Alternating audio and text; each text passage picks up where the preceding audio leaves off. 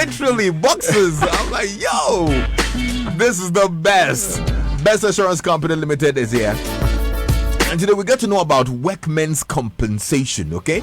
Chris is going to tell us all about workmen's compensation right here on our Drive Time with Insurance. You know, workers generally feel their employers owe them a duty of care, especially during the course of their work. So let's get to understand what the law says, what insurance says, and Chris is going to tell us all about it. Chris, one more time, you're welcome. Thank you very much. Are you good? I'm good. Awesome. Okay, so for starters, what law protects the employee in this case? Yeah, the Workmen Compensation Act. The Workmen Compensation Act of 1987. 1987? Yeah. Ah, that far back. They no review them. Because some of us want to work change. Charlie, I know, right? Okay, so at what point in time can let's say a factory worker be said to be covered by some form of insurance in the event of, let's say, an injury? Yeah. So the workmen compensation, the key word is always during the course of employment. During the course of employment. During the course of employment. Okay. During the course of employment. So if you're working in a factory, right, you have to be working before you. If you decide to just take a stroll and do something on your own, it won't be covered under your workmen compensation. So you have to be actually working. Okay. Yeah. And okay, go ahead. And that covers you for injury whilst you're in the course of employment.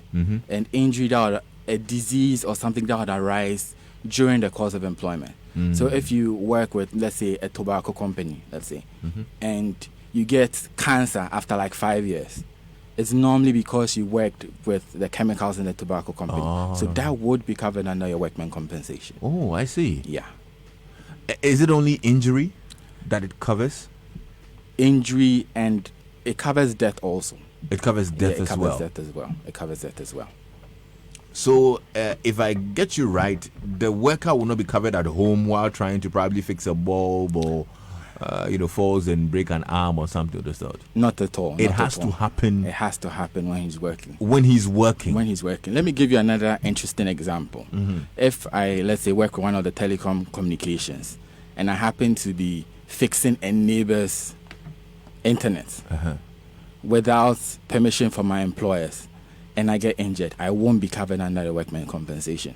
I'll be working, but I don't have permission from my employees to do what I'm doing. So technically, I'm not working. Wow.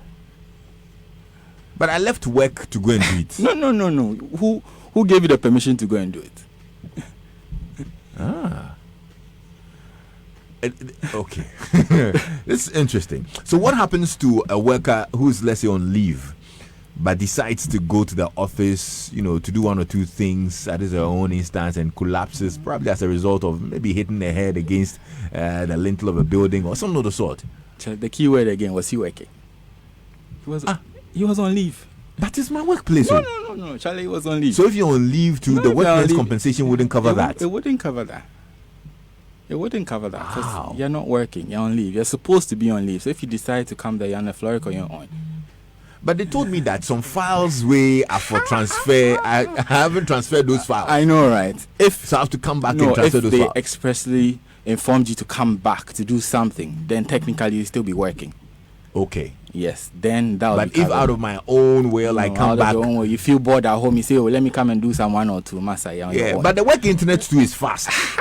The one at home, you did break. I know, right? Charlie, you're on your own. You're on your own. So is the employer liable if an employee refuses to use his or her safety apparel and suffers an injury? With that, it's a little challenging because technically the employer is not liable. Because according to workmen compensation, you're supposed to take reasonable steps to prevent a loss. Then you're supposed to be wearing your safety gear, obviously. But if you don't wear it and you still get injured, it's still an accident. It's still an accident. So the employers will still be covered. It'll still be covered. Okay. It'll still be covered. Okay, so the act really protects the employee. That's what it is, right? Yeah. That's the workmen's compensation insurance. Yeah.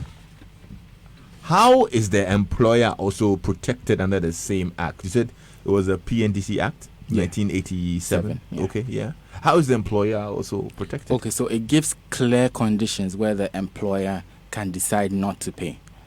So if I'm working and decide, oh, let me go and take one shot, and come and gives me motivation to do the work more. If you get injured whilst you're under the influence of alcohol or under any drugs, you won't be covered under the workman compensation. Okay. Yeah. Okay. And if you decide to injure yourself, now Ghana had, you say, oh, let me just sacrifice one limb for some small compensation. If you decide to injure yourself deliberately, it won't be covered under your workman compensation. Wait, people do that? Oh, people do that. Charlie, people do that. Ghana had. So you go break your leg. Charlie, just so some you small get injury like that. You know, and Ah. after when the injury happens, he'll be off work for a week or two. Mm-hmm. He'll be at home, he'll still be getting paid. So why not just sacrifice some small one or two and see what's up? So people do that. Wow. So who's supposed to should I use procure or get the workman's compensation? The employer. The employer. And how do I know my employer has it? You have to ask. He's supposed to have it. He's supposed to have He's it. supposed to have it. But there's so many companies that don't have it. That is the challenge. That's the challenge we're having. But he's supposed to have it. By law, he's supposed to have it. Okay. Yeah. So what you'd advise anybody listening to ensure or probably speak to the employers to Speak make to the sure. employers. The moment they start asking, hey, why are you asking blah, blah, they don't have it. Oh, I see. Because the moment you ask and they have it, they say, oh, we have it, this is it. But the moment they tell you, oh, why are you asking? Oh, we have it, oh, this is it. They start telling you stories, you should know they don't have it. Yeah. And once you are employed by the company, they need to cover you with the workman's compensation. They need to cover you with the in workman's the case of compensation. injury and death. Yeah. Is that it? Yeah. Okay. Well, if you haven't bothered to find out about it from your company, Chris has given us a good reason to speak to our bosses and say, yo, what's up? The workman's compensation is on day. But don't go and deliberately break one leg and then go and say, I go file a claim. They go file a claim. So how are the claims with regards to workman's compensation computed, and how do you arrive at a claim? Okay, so with that, because we don't want any discrepancy, it's done by the Labour Commission. It's done by, so it's not done by us. Okay. You just file a claim, you take it there, they do the compensation, they bring it to us. Then they tell us how much we have to pay, and we pay.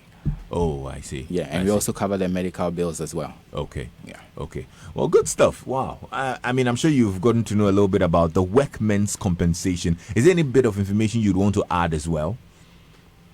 No, I think generally we've covered everything. We've covered everything. Awesome. Everything. And employers can speak to the team at Best Assurance, right? Yes. For the best service. Yes, for the best service. Tell us about Best Assurance. Best Assurance is a Ghanaian-owned company. That's why you need to insure us. We are wholly Ghanaian-owned. And we have branches, and the head office is located at American House. Okay. And we have branches in Spintex, Tema, Takoradi, Adabraka, Odoko, Kumasi. Yeah, I think basically that's it. Yeah. And what other products can we get from Best Assurance? Oh, we do basically everything apart from life. So you can get your travel, you can get your motor, you can get your fire.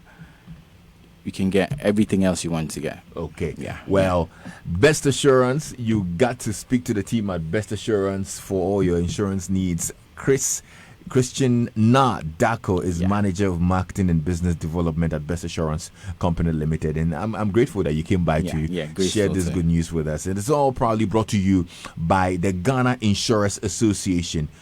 Insurance companies' claims payment is our business. If you have any issues and you'd want to find out more, you can simply call the GIA Complaints Management and Advice Bureau on toll-free number 0800 44 2000. That's 0800 44 2000. So you can call that number, and if you have any issues or you want to find out clarity, you want some clarity on some other issues regards to insurance, you can speak to the GIA Complaints Management and Advice Bureau on 0800 44 2000. Thank you very much, Chris. Thank you very much. Great spending time with you. What's the tagline for Best Assurance? Your protection is assured. Your protection is assured. And of course, they're simply the best, eh? I've got some very good friends there as well. Please, my regards to Nanekia. Okay. Yeah. So shouts to you, Nanekia, and the team at Best Assurance. You're simply the best. Yeah.